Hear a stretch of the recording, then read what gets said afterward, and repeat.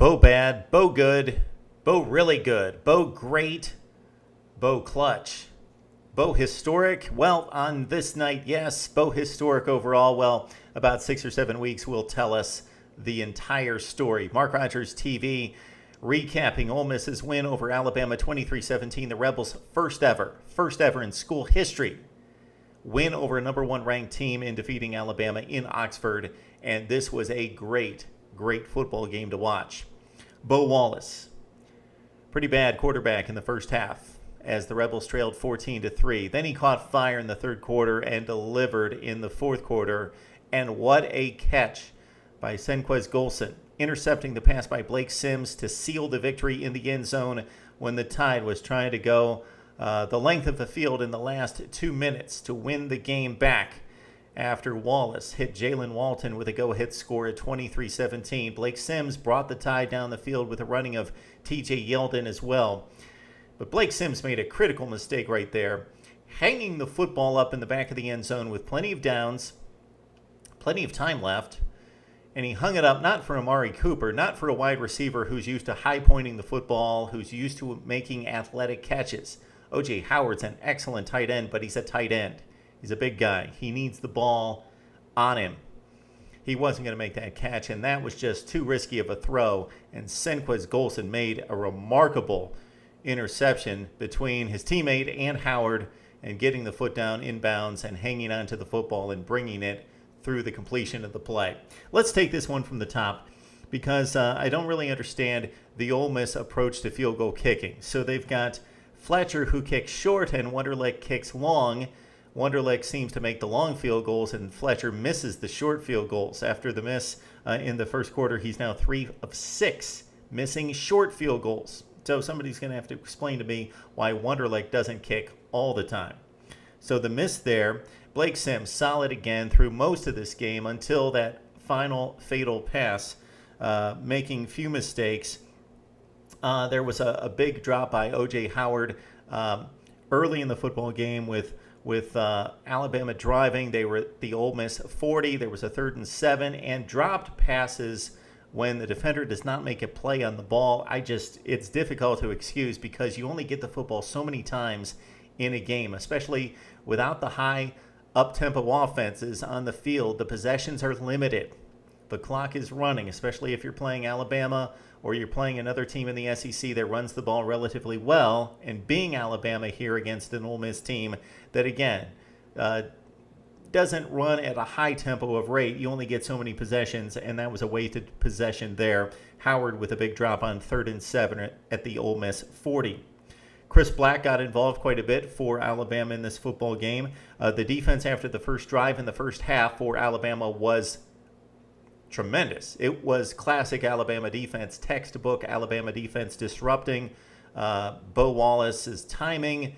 They were all over him, chasing him around, dragging him down, forcing errant throws, and stuffing the running game in the first half. Ole Miss moved it on the first drive, then after that, nothing.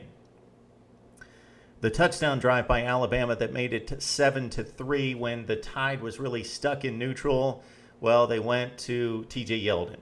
And if you've seen Alabama play football since 2012, and then especially in 2013, once Eddie Lacy was out of the way and off to the NFL's Green Bay Packers, Nick Saban trusts TJ Yeldon. And when he needs a drive to stabilize the offense and possibly give his defense a rest, he gives it to TJ Yeldon time after time after time. He trusts him. And Yeldon delivered on this day 20 carries for $123. Derrick Henry got it 17 times for 37 yards. So again, $123 for Yeldon, 37 for Henry. Kenyon Drake left the game in the first quarter, and we don't know the severity of that injury at this point. So we saw the play at the end of the first half. Unfortunately, the refs missed the call on the play by Cyrus Jones, where he made a remarkable play to strip the football, pick it up, somehow tippy-toe down the sideline, make it in for the 14-3 score. But he caught the face mask, and that should have been called because that might have been the play that really broke the Rebels' back. So credit Ole Miss going in at the half, playing that well, but still being down to Alabama 14-3 and really getting ripped off by the refs' lack of a call at the end of the first half. I thought the difference in this game would be that Alabama could run and could stop the run, and that basically played out. Bama ran for $168, Ole Miss 72, but because of the mistakes the last mistake by Sims and the Bo Wallace plays in the passing game and the remarkable plays of Laquon Treadwell in the passing game, Ole Miss, it would be to their credit, and it would benefit them greatly when they see Auburn, when they see Texas A&M and Mississippi State, if they could run the football. They need to establish a running game. Kicking issues on both sides. Nick Saban, after missing the 51-yard field goal or the 46-yard field goal, he opted to try one from 51. That was missed badly. Didn't understand that. Again, the kicker misses from 46. He tries from 51. They miss. It gives Ole Miss the ball at the 41-yard line with great field position. Wallace goes to Treadwell. It's 14-10 after the 4-play drive. So Alabama's got the football for what? That was a 14-play drive.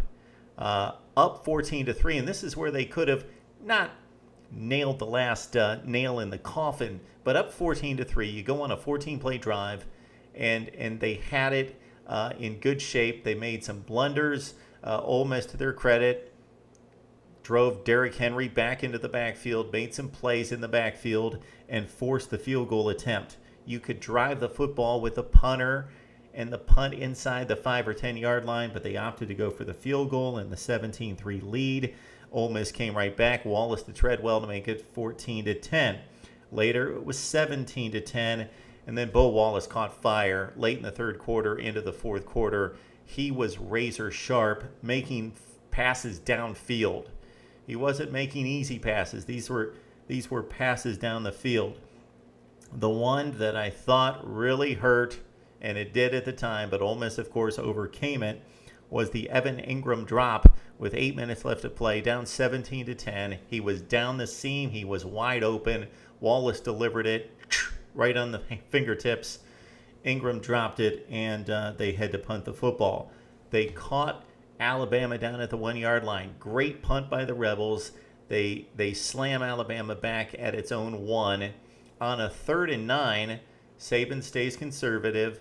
TJ Yeldon runs it, and it's difficult to criticize in this situation because it was a split-second decision, but it looked as though TJ could have either slammed it ahead for that final half yard, or he could have cut it back and probably outrun the couple defenders for just that yard and a half to convert the 3rd and 9. Instead, he got caught in the middle, and he was about a half yard short, and Alabama had to punt. J.K. Scott made a remarkable punt, 60-yard booming kick back to the Ole Miss 43. Nick Perry with the tackle. That set up Ole Miss down 17-10, and Wallace went back to work, hit Vince Sanders on that beautiful post route on the 34-yard touchdown to lead it at 23-17. Of course, Tony Brown for Alabama looked like he might save the game for Blake Sims to make the heroic drive at the end when he remarkably blocked the kick after committing the personal foul penalty on the roughing the kicker after the missed extra point. But Tony Brown temporarily kept Alabama in the game and with a chance to win with the touchdown with the block at 23-17. But of course, Blake Sims led the tie down the field, but made the critical mistake, again, hanging the football up. If this was 4th down, of course, or 3 seconds left in the game, you got to do what you have to do in that situation. But there were plenty of plays left, plenty of time left for Blake Sims to play for another down, at least run around. He wasn't in duress at the time, but he hung it up for O.J. Howard, again, with 2 DBs back there. And it was Senquez Golsen who made the remarkable interception to send the Ole Miss faithful home happy. They probably didn't go home for quite some time, but once they did, they were still happy after Ole Miss defeats Alabama 23-17. This really shakes up the SEC Western Division and shakes up the top 5, and we will talk more about that later. Waiting for UCLA and Utah to finish up, and then we will break down a crazy day of college football, and specifically how we believe the top 5 and the top 10 should shake out following Oklahoma's loss, Oregon's loss, who knows, maybe UCLA's loss, and Texas A&M's loss to Mississippi State. So a big day in the Magnolia State with the Rebels winning over the Tide, and of course Mississippi State bombing Texas A&M. Need to hear your thoughts on the SEC Western Division race and college football's top 10 right here on Mark Rogers TV.